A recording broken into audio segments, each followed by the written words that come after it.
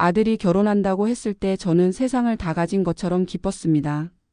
33세 나이까지 연애 한번 제대로 해본 적 없던 아들이었기에 더욱 그랬지요. 어머니, 아버지, 제가 결혼하고 싶은 사람이 생겼습니다. 진우가 조심스럽게 꺼낸 말에 저는 너무 놀라 수저를 떨어뜨릴 뻔했습니다. 남편도 신문을 내려놓으며 아들을 바라봤죠. 정말? 어떤 아가씨야? 언제부터 만났니? 제가 급하게 물어보자 진우가 수줍게 웃으며 대답했습니다. 회사 동료예요. 이름은 김하연이고 저보다 2살 어려요. 만난 지는 1년 정도 됐어요. 우리 아들도 드디어 사랑하는 사람이 생겼구나 싶어서 기뻤습니다. 예비 며느리 하연을 처음 만난 날을 잊을 수 없습니다. 레스토랑에서 만나기로 했는데 10분이나 일찍 도착해 기다리고 있더군요. 단정한 차림에 예의 바른 모습이 첫인상부터 좋았습니다. 안녕하세요, 어머님, 아버님 김하연입니다. 환하게 웃으며 인사하는 모습이 참 예뻤어요. 무엇보다 우리 아들을 바라보는 눈빛이 진심으로 아끼는 게 보여서 마음이 놓였습니다. 진우 씨가 어머님, 아버님 자랑을 많이 했어요. 두 분을 정말 존경하고 사랑한다고요. 아이고 우리 아들이 그런 말도 했어요. 식사를 하며 대화를 나누니 하연이는 대기업 기획팀에서 일하는 똑똑한 아가씨였습니다. 집안도 평범하지만 화목해 보였고요. 무엇보다 우리 아들과 정말 잘 어울렸어요. 어머니, 아버지, 하연이와 올 가을에 결혼하고 싶습니다. 진우가 진지하게 말했을 때 저는 가슴이 벅차 올랐습니다. 그래, 좋은 생각이다, 우리야. 당연히 찬성이지. 남편도 흐뭇한 표정으로 고개를 끄덕였습니다. 결혼 준비가 시작되면서 현실적인 문제들이 하나둘 나타났습니다. 가장 큰 문제는 역시 신혼집이었죠. 서울 집값이 하늘 높은 줄 모르고 치솟는 시대라 전세 구하기도 쉽지 않았습니다. 어머니, 저희가 대출을 최대한 받아봐도 서울에서는 변두리 원룸 전세 구하기도 빠듯해요. 하연이의 걱정스러운 표정을 보니 마음이 아팠습니다. 저는 남편과 상의를 했습니다. 우리에게는 경기도 용인에 있는 아파트가 있었어요. 5년 전에 은퇴 후 살려고 대출까지 받아가며 어렵게 마련한 곳이었죠. 여보, 진우한테 용인 아파트를 내줄까요? 그게 우리 노후 준비 전부인데. 남편은 망설였습니다. 당연하죠. 평생 아껴가며 모은 돈으로 산 집이니까요. 하지만 자식이 행복한 게 부모 행복 아니겠어요? 우리야 어떻게든 살 수 있지만 젊은 애들은 시작이 중요하잖아요. 긴 고민 끝에 남편도 동의했습니다. 진우야, 하연아, 우리가 선물을 준비했어. 용인에 있는 우리 아파트를 너희 신혼집으로 쓰렴. 진호의 눈이 휘둥그레졌습니다. 어머니, 그 집은 어머니, 아버지 노후를 위해 준비하신 거잖아요. 괜찮아. 너희가 행복하게 사는 게 우리한테는 가장 큰 선물이야. 하연이가 눈물을 글썽이며 일어나 절을 했습니다. 어머니, 아버지 정말 감사합니다. 이 은혜 평생 잊지 않겠습니다. 진호도 눈시울이 붉어져서는 말을 잇지 못했습니다. 엄마, 아빠, 정말 감사해요. 꼭 효도할게요. 자주 찾아뵙고 모시고 살게요. 그 말을 들으니 가슴이 따뜻해졌습니다. 우리 아들이 이렇게 착하구나, 며느리도 참 바르구나 싶었죠. 결혼 준비는 순탄하지만은 않았습니다. 하연이네 부모님과 상견례를 했는데 생각보다 까다로운 조건들을 제시하더군요. 요즘은 신랑 측에서 신혼집을 준비하는 게 기본이라고 들었습니다. 그리고 예물은 5천만 원 정도 선에서 예단도 그에 맞춰서. 사돈의 말에 속으로 놀랐지만 내색하지 않았습니다. 시대가 변했으니 받아들여야지 싶었어요. 그리고 신혼여행은 유럽으로 2주 정도 다녀왔으면 좋겠어요. 하연이가 평소에 유럽 여행을 꿈꿔왔거든요. 점점 늘어나는 요구사항에 남편의 표정이 굳어졌지만 저는 남편의 손을 살짝 잡으며 진정시켰습니다. 네, 알겠습니다. 아이들이 원하는 대로 해주죠. 집으로 돌아오는 차 안에서 남편이 한숨을 쉬었습니다. 당신, 우리 통장 잔고 알고 있어? 저렇게 다 해주면 남는 게 없어. 그래도 일생에 한 번인데요. 우리 진우 결혼식인데 아낄 수 없죠. 노후는 어떻게 하고? 아들이 잘 살면 우리도 잘 사는 거예요. 진우가 효자잖아요. 그렇게 우리는 있는 돈 없는 돈 다 털어서 결혼을 준비했습니다. 호텔 결혼식장도 최고급으로 예약했고 예물도 요구한 대로 맞췄으며 신혼여행도 유럽 패키지로 예약했죠. 결혼식 날은 정말 꿈만 같았습니다. 턱시도를 입은 진우는 훤칠하고 멋있었고 웨딩드레스를 입은 하연이는 천사 같았어요. 엄마, 아빠, 정말 감사해요. 덕분에 이렇게 멋진 결혼식을 할 수 있었어요. 진우가 신부 대기실에서 우리를 꼭 안으며 속삭였습니다. 어머니, 아버지 정말 감사합니다. 앞으로 정말 잘 모시겠습니다. 자주 찾아뵙고 효도하겠습니다. 하연이도 눈물을 닦으며 약속했습니다. 하객들 앞에서 두 사람이 혼인 서약을 할 때 저는 감동에 겨워 눈물이 났습니다. 우리 아들이 이제 한 가정의 가장이 되는구나. 좋은 아내를 만나 행복하게 살겠구나. 신혼여행을 떠나는 두 사람을 배웅하며 저는 벌써부터 기대에 부풀었습니다. 명절이면 북적거릴 집, 곧 태어날 손주들의 제잘거림. 행복한 대가족의 모습을 그렸죠.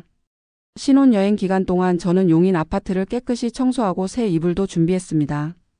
냉장고에는 반찬을 가득 채워놓고 화장실에는 새 수건을 걸어두고 마치 제가 새로 이사 가는 것처럼 정성을 들였어요. 2주 후 신혼여행에서 돌아온 아들 부부를 위해 저는 정성껏 음식을 준비했습니다. 진우가 좋아하는 갈비찜, 하연이가 좋아한다는 잡채, 각종 나물과 전. 상다리가 부러질 정도로 차렸죠.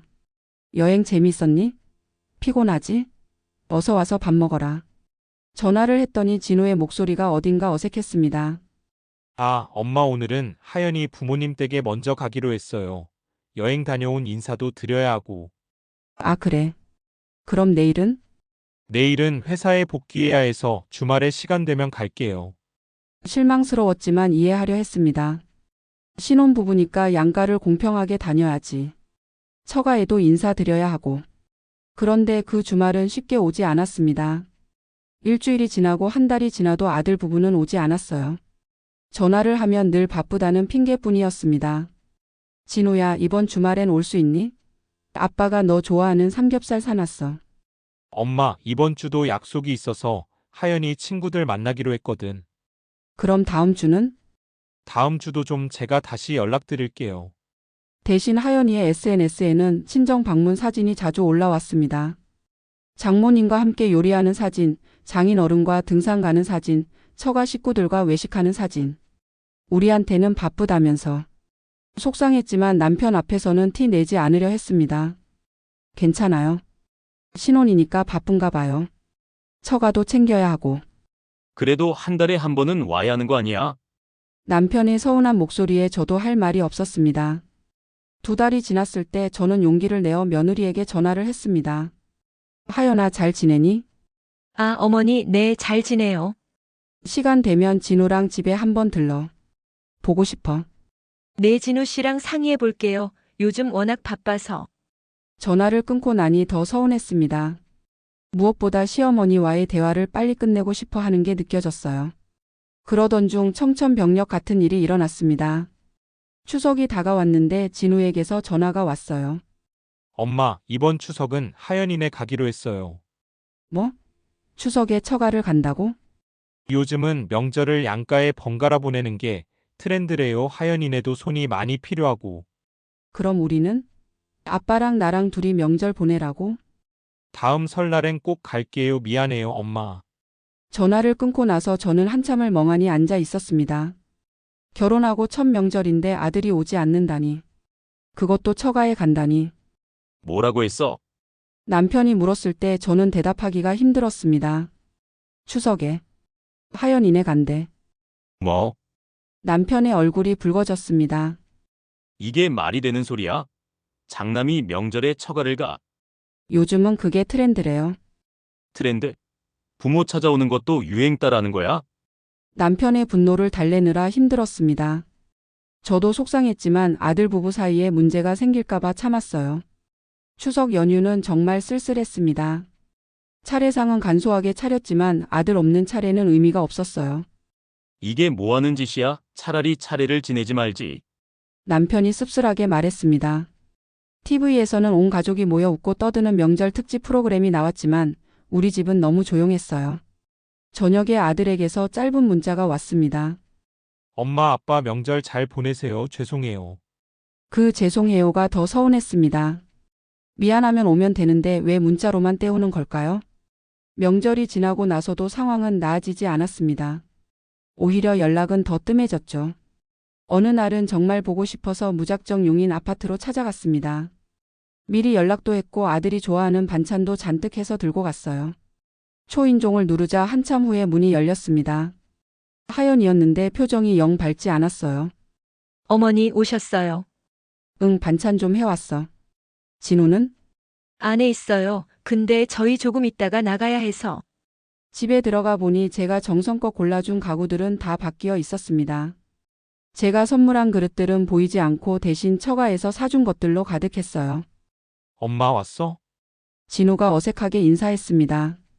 예전에 다정한 아들 모습은 찾아볼 수 없었어요. 진우야, 잘 지냈니? 많이 보고 싶었어. 네, 잘 지냈어요. 내라니. 언제부터 엄마한테 존댓말을 쓰기 시작한 걸까요? 반찬 냉장고에 넣어둘게. 데워 먹어. 어머니, 저희 반찬은 충분해요. 하연이 엄마가 자주 해다 주셔서. 그 말에 가슴이 찔리는 것 같았습니다. 그래도 엄마가 해준 것도 먹어봐. 네, 감사해요. 어색한 침묵이 흐르다가 하연이가 시계를 보며 말했습니다. 진우 씨, 우리 가야 하지 않아? 아, 맞다, 엄마. 저희 약속이 있어서. 벌써?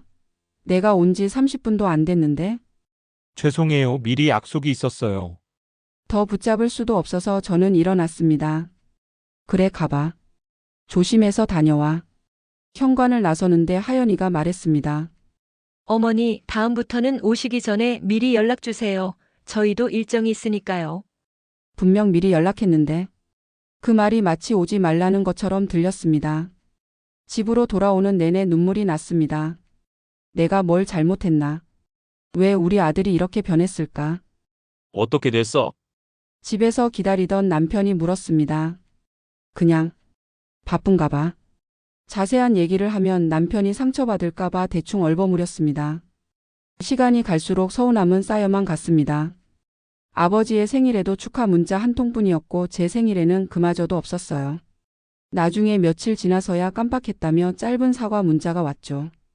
그래도 설날에는 오겠지 싶었습니다. 추석에 못 왔으니 설에는 오겠다고 했잖아요. 하지만 설을 한 달 앞두고 또 전화가 왔습니다. 엄마, 이번 설도 좀 어려울 것 같아요. 왜? 추석에도 안 왔잖아. 하연이가 임신했어요. 입덧이 심해서 멀리 이동하기가 힘들대요. 임신. 손주 소식에 기뻐해야 하는데 먼저 서운함이 밀려왔습니다. 그럼 우리가 가면 안 되니? 아, 그것도 좀 하연이가 컨디션이 안 좋아서 손님 맞는 게 부담스럽대요. 손님? 내가 손님이니? 아니, 그게 아니라. 됐어. 알았어. 전화를 끊고 나서 저는 펑펑 울었습니다. 며느리가 임신했는데 시어머니가 손님이래요. 그럼 처가 식구들은 뭐예요? SNS에는 장모님이 와서 입덧에 좋은 음식 해주는 사진이 올라왔는데 결혼한 지 1년이 되던 날 진우에게서 뜻밖의 전화가 왔습니다. 엄마, 할 얘기가 있어요. 그래, 무슨 일이니? 그 아파트 명의를 제 이름으로 바꿔주실 수 있어요? 갑자기 왜? 하연이 부모님이 대출 보증을 서주기로 했는데 제 명의 재산이 있어야 한대요. 그리고 아이도 곧 태어나는데 확실하게 해두는 게 좋을 것 같아서. 순간 머리가 하얘졌습니다. 1년 동안 제대로 찾아오지도 않은 아들이 이제 와서 집 명의를 바꿔달라니. 진우야, 그 집은 너희가 살라고 빌려준 거야. 아직 명의까지 바꿀 생각은 없었어. 엄마, 우리가 가족인데 왜 그래요? 어차피 나중에 물려줄 거 아니에요? 가족. 그 말이 비수처럼 가슴에 꽂혔습니다. 가족? 1년 동안 명절에도 안 오고 안부 전화 한 통 없으면서 이제 와서 가족 타령이야? 엄마, 우리가 바빠서 그런 거잖아요. 일부러 안 간 것도 아니고. 그럼 처가에는 어떻게 그렇게 자주 갔니? SNS에 올린 사진 다 봤어. 진호가 말을 잃었습니다.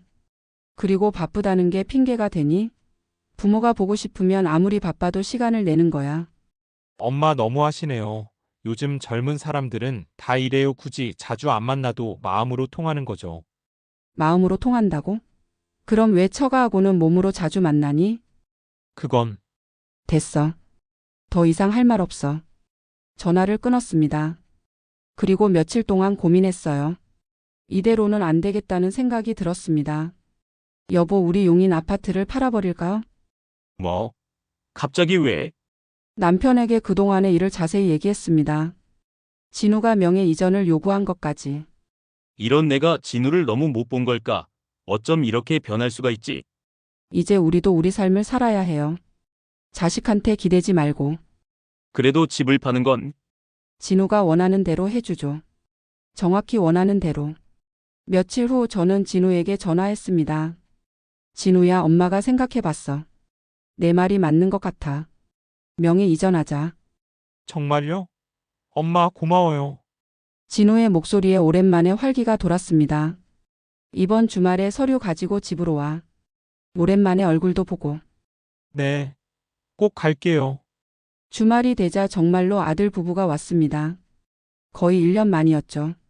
하연이는 배가 많이 불러 있었고 진우는 오랜만에 밝은 표정이었습니다. 엄마, 아빠, 정말 오랜만이에요. 그래, 어서 와. 앉아. 차를 내오고 준비한 서류 봉투를 건넸습니다. 여기 있어. 확인해봐. 진우가 급하게 봉투를 열어 서류를 꺼냈습니다. 그런데 읽어보더니 표정이 점점 굳어갔어요. 엄마, 이게 뭐예요? 매매 계약서? 응, 그 집 팔았어. 뭐라고요? 진우와 하연의 얼굴이 하얗게 질렸습니다. 어머니, 저희가 살고 있는 집을 팔다니요. 하연이 거의 울먹이며 말했습니다. 너희가 살고 있는 집이지 너희 집은 아니잖아. 내가 빌려준 거였어. 그래도 이럴 수는 없잖아요. 우리 아이도 곧 태어나는데.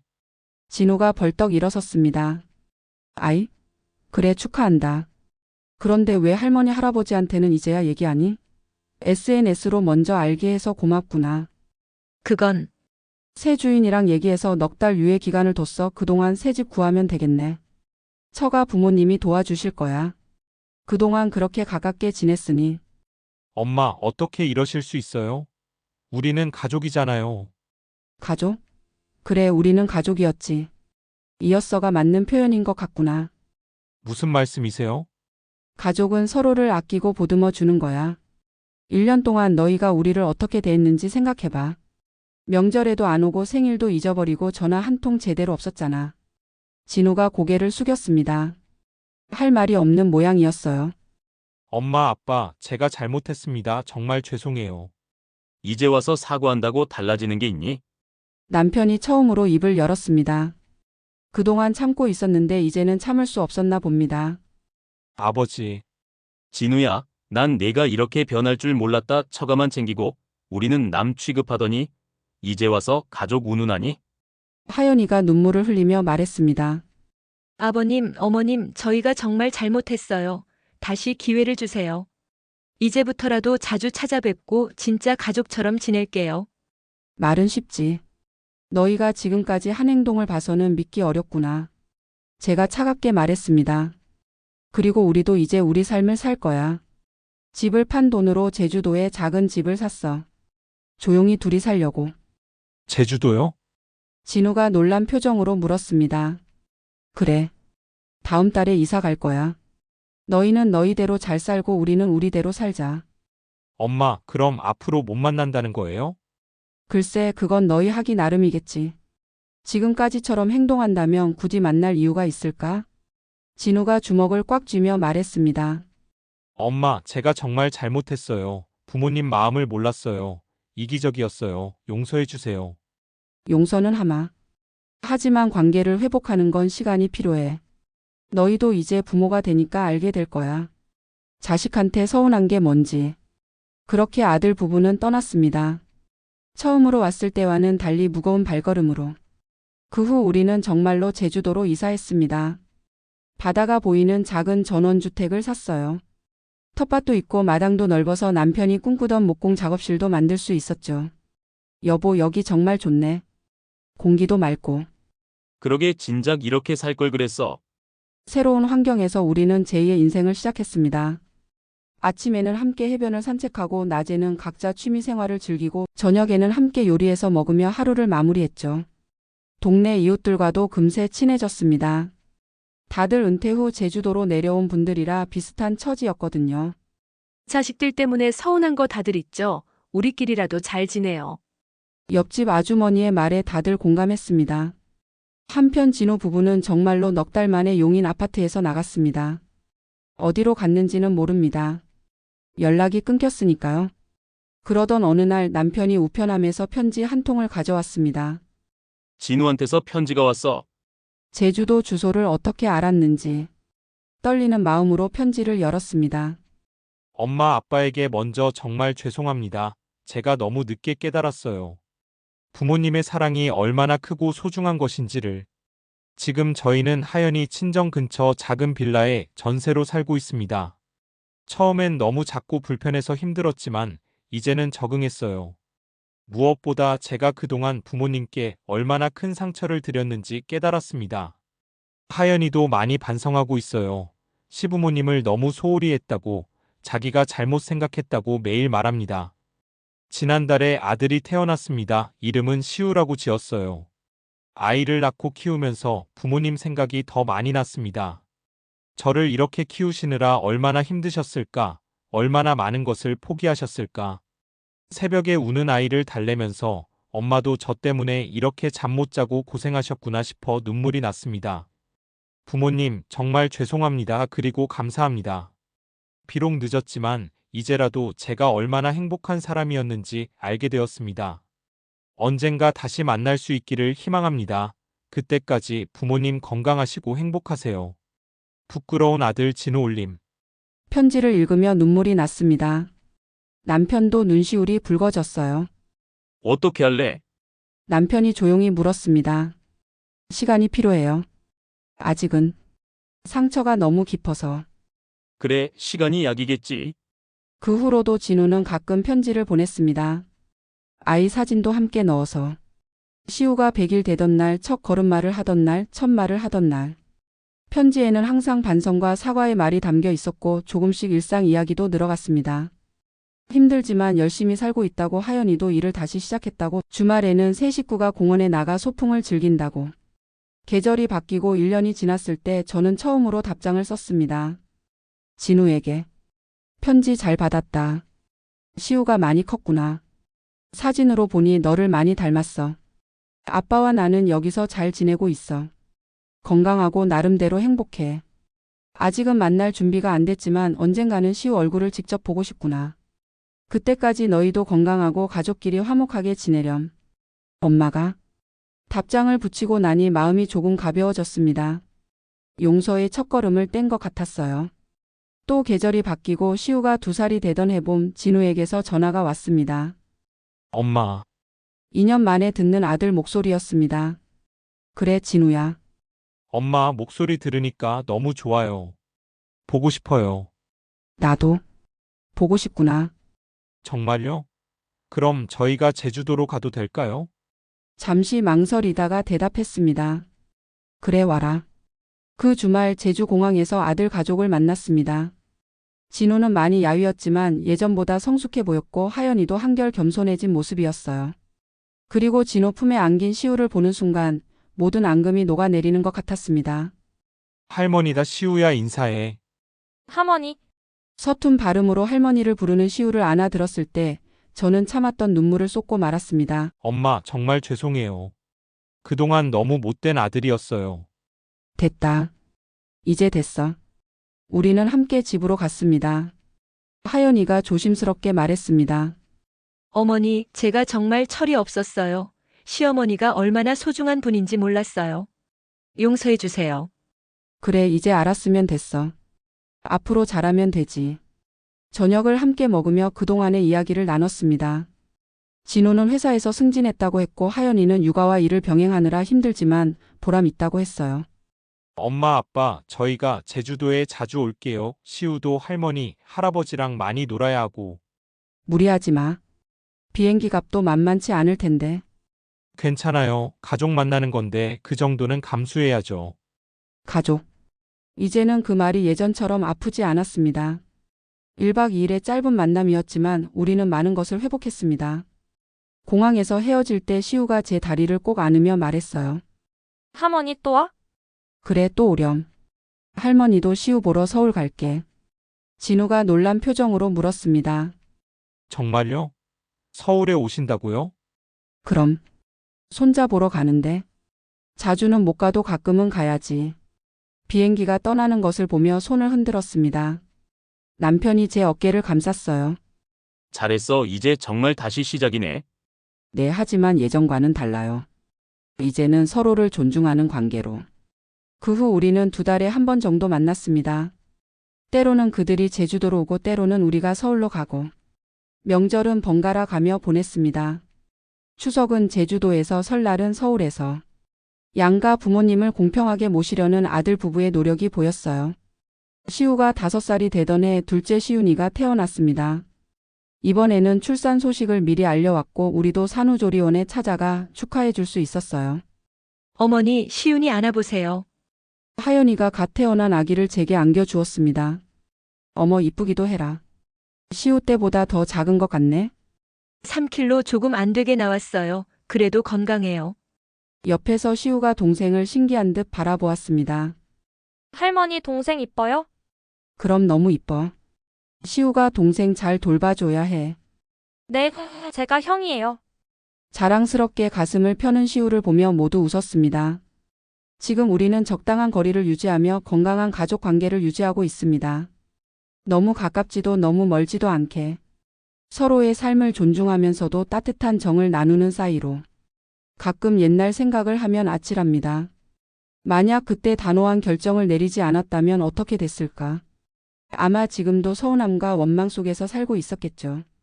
여보, 우리 참 잘 살고 있는 것 같아. 텃밭에서 상추를 따며 남편이 말했습니다. 그러게요. 힘든 시간이 있었지만 덕분에 더 단단해진 것 같아요. 주말에 애들 온다며. 뭐 해줄까? 시우가 좋아하는 제주 흑돼지 구이 어때요? 좋지 시윤이 이유식도 만들어야겠네. 이렇게 소소한 일상을 계획하는 것만으로도 행복합니다. 진정한 가족이란 무엇일까요?